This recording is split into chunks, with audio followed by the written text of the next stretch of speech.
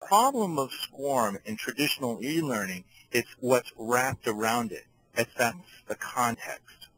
In some parts of the country, in some parts of the world, if I held up this $100 bill, I could be treated with SCORM and probably even killed for it because it has such contempt for the American dollar. That's the context around the American dollar, probably a $100 maybe bill, maybe even more. In other places, in the U.S., it might be, a sign of liberty. It's great. It's our strength. So the interesting thing in technology is what Web 2.0's breakthrough is. Web 2.0's breakthrough is all of a sudden technology is giving you a way to teach and deal with the context around the knowledge object. This is a case where I wish we were more open in going into an open debate. We can ask questions later on. There's a great one-act play called The Lesson. That it's an absurd play that Ionesco wrote. And in it, there's a girl that comes out, and the teacher tries to teach her about a knife and how dangerous a knife was. And because she's so involved in rote learning, she's memorized all her times tables, but she can't do division because she hasn't memorized them yet.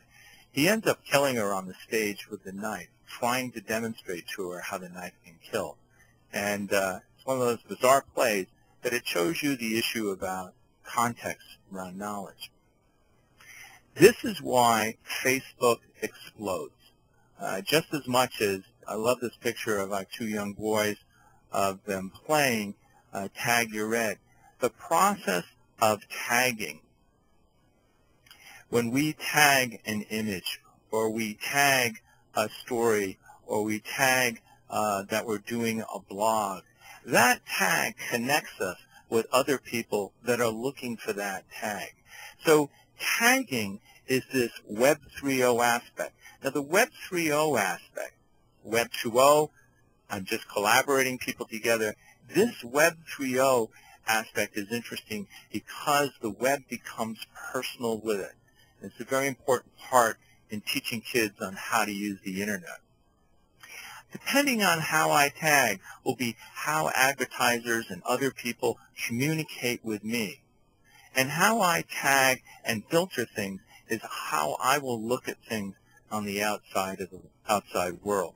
And this is already happening to them very powerfully. When you use a Ning or Facebook or anything else, when you do that profile, automatically the ads, those go into databases, they mirror who you are, your buying habits and everything else. Those ads will hit you with your profile. Unfortunately, I'm a male, quite a bit over 40, and so as a result, as a male of 40, I seem to always get the matchmaking site as my ads first. It's very frustrating. So this is how this gets fun in a classroom, understanding this theory. That the knowledge object, this piece of information they have to learn to pass the state boards or whatever, when I add context around it, and that context is the values and views of the different kids in the classroom, I get reality, which means the class or the teaching of that class becomes very significant. Go back to that teacher that you really liked. And I'll give you a fun example of that. In Scarsdale Middle School in Westchester, New York, the shop teacher took all the shop material and pushed it against the wall, filled the whole room with Macintoshes in teams. And when the kids come in for shop, this is how the project goes. There is a village, they're starving, we have to get food to them, so you have to build a bridge, all these teams, to get across that river, and the team has to have researchers, you have to have builders. They're going to build these bridges out of balsa wood, and then they go out into the back of the school and they kind of build a bridge between two cars. And it's this huge deal that it's very significant as opposed to just, building an ashtray. Knowledge is fluid because it's shared. We'll be speaking in June in front of a library conference in India, and this is part of their issue is if learning is fluid and it involves collectively based on the collaboration of context, knowledge is static and context is fluid. So before, I had a library that just had these facts that went on the shelf, these stories and that type of stuff, and they were indexed by categories. How do I put the context or how people feel about those books on the shelves?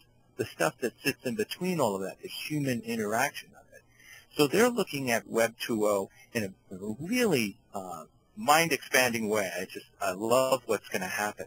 But what we have right now is a mess, and all of us are the trailblazers trying to sort it out. Again, here's a page, knowledge object. In this knowledge management world, we got to look at a piece of knowledge. How does this relate to me? How does this relate to the community? How does this relate to the world?